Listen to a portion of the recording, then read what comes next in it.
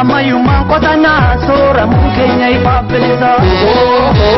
namni kooda gayii kaabaa kibbaa bahaa dhiyattu bishaan kuusi gannaa akka asheeta bonallee cabsattu bulleessi qotadhu dura sanyii filatamaa filadhu facaasi aramii mee callaa heedachaa galfadhu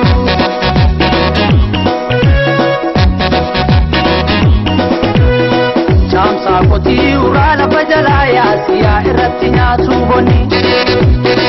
Yodu nille irratti nu hajesu haadha nama deesse konni Chamsa koti urala bajala ya siya irratti nyaatu bonni Yodu nille irratti nu hajesu haadha nama deesse konni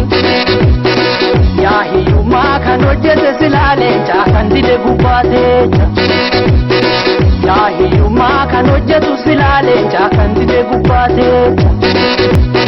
Marabuti caalaa yaa qomoko Marabuti caalaa kootu dhiiroo Marabuti caalaa yaa qomoko Marabuti caalaa kootu dhiiroo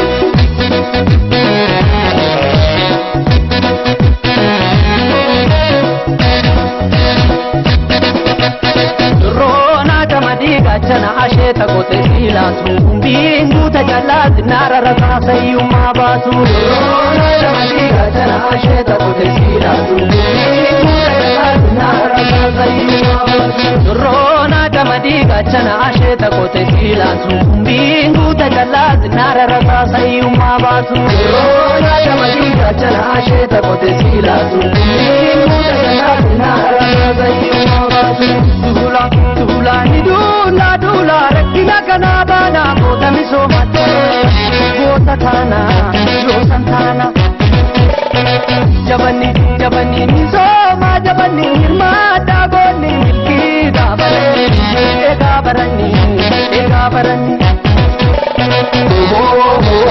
Apoya oromo jolle kushi hunde kanani